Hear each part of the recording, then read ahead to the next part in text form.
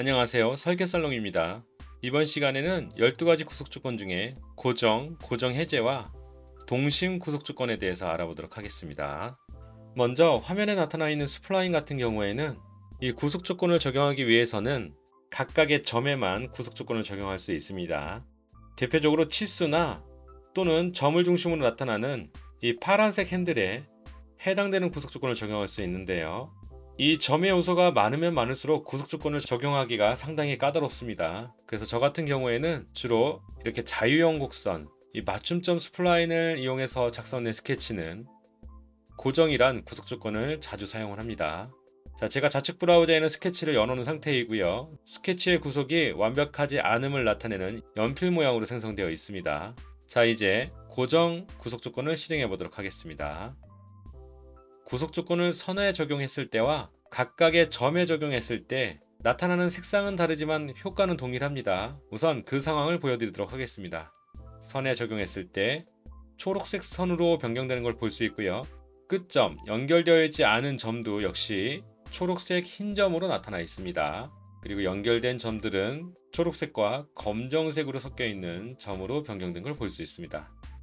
자, 여기서 중요한 거는 좌측의 스케치 1 구속조건이 완벽하다라고 할 수 있는 이 자물쇠가 걸려 있는 부분입니다.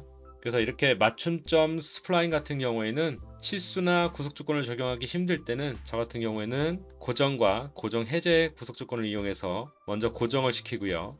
필요에 따라서 고정 해제를 하면 다시 원래대로 돌아오는 걸 볼 수 있습니다. 자, 이번에는 점에만 한번 선택해 보도록 하겠습니다.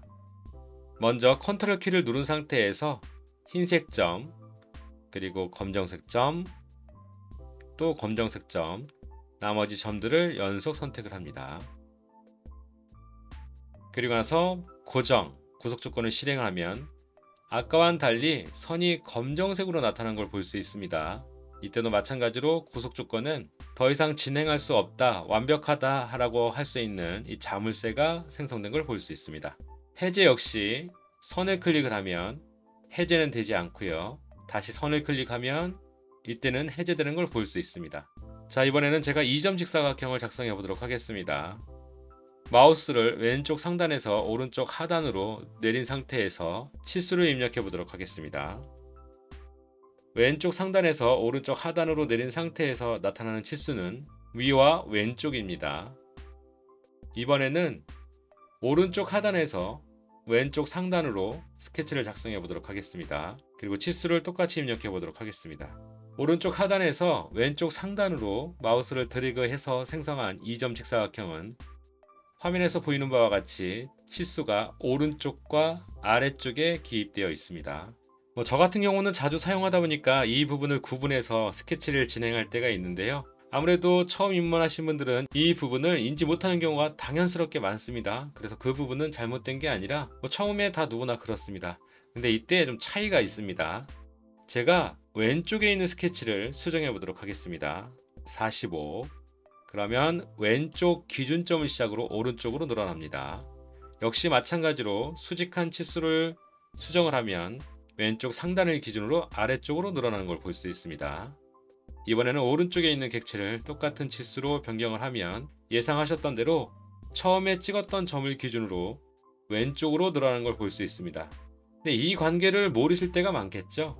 그럴 때 저희가 이제 구속조건, 방금 설명드렸던 고정과 고정 해제를 이용해서 구속을 걸면 구속이 걸려있는 상태이기 때문에 지금 치수가 어떻게 변하는지 보세요. ESC 더블클릭 50. 그러면 이번에는 반대쪽으로 늘어나는 걸 볼 수 있습니다. 마찬가지로 왼쪽에 있는 객체도요. 구속을 걸고요. 똑같이 더블클릭 50 입력을 하면 구속이 걸린 상태이기 때문에 아까와는 달리 반대 방향으로 스케치가 늘어나는 걸 볼 수 있습니다. 그래서 픽스와 언픽스는 이런 용도로도 사용할 수 있고요. 이제 마지막 경우입니다. 두 객체에 적용되어 있는 구속 조건은 풀어놓도록 하겠습니다. 그리고 이 객체를 움직이면 어떠한 기준점이 없는 상태에서 작성이 되어 있기 때문에 제가 마우스를 마음껏 이동을 하면 객체가 제가 의도하는 대로 이동이 되고 있습니다. 이때 왼쪽에 있는 객체는 앞서 배웠던 일치 구속 조건을 통해서 원점에 배치해 보도록 하겠습니다. 이 왼쪽에 있는 스케치는 검정색으로 변하는 특징을 갖고 있고요. 제가 마우스로 선택을 해서 드래그를 해도 이동되지 않습니다. 자, 왼쪽과 오른쪽의 차이점은 아시겠죠? 구속이 걸린 상태, 뭔가 기준점이 정해진 상태, 그리고 기준점을 통해서 크기까지도 정해진 상태. 오른쪽에 있는 스케치는 크기는 정해져 있지만 기준점이 없는 상태. 하지만 제가 여기에 거리값을 입력을 하지 않고요. 이렇게 거리값을 입력을 하지 않고 바로 현재 위치를 기준점으로 만들 수 있습니다. 그때 사용할 수 있는 게 역시 고정 해제입니다. 이때는 선을 클릭하시면 안 되고요. 선을 클릭하시면 해당되는 선만 구속이 되는 걸 볼 수 있습니다. 이땐 선을 클릭하시지 마시고요.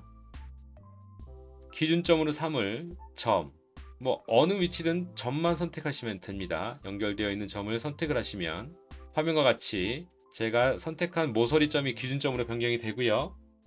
구속이 완료되어 있음을 나타내는 자물쇠가 생성이 됩니다.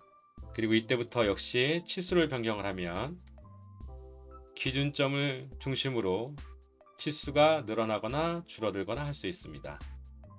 자, 다음은 동심 구속 조건입니다. 동심 구속 조건은 원들의 중심점을 일치시킨다고 보시면 돼요. 동심. 그래서 편심이란 얘기가 있고 동심이란 얘기가 있잖아요. 두 원의 중심을 하나로 겹친다. 중심이 같다. 자, 이때도 마찬가지로 동심 구속 조건을 적용하시고요. 기준 삼을 객체를 먼저 선택하시고 두 번째 객체를 선택을 하시면 기준으로 삼은 객체에 두 번째 객체가 이동되는 걸 볼 수 있습니다. 자, 이번에는 오른쪽 아래에 있는 객체를 선택해 보도록 하겠습니다. 그리고 역시 왼쪽을 선택을 하면 이번에는 오른쪽 아래로 이동되는 게 아니라 왼쪽 상단으로 이동된 걸 볼 수 있습니다. 그 이유는 동심원 구속 조건이 하나 더 적용되어 있기 때문에 무엇을 먼저 선택을 하든 구속 조건이 적용되어 있는 객체는 우선순위가 된다는 걸 보여주고 있습니다. 자, 이번에는 호를 작성해 보도록 하겠습니다. 3.5 그리고 오른쪽에도 역시 3.5를 작성해 보도록 하겠습니다. 자, 이 작성되어 있는 호도 동심 구속 조건을 적용할 수 있고요. 역시 먼저 찍은 객체를 통해서 두 번째 객체가 다가가는 걸 볼 수 있습니다.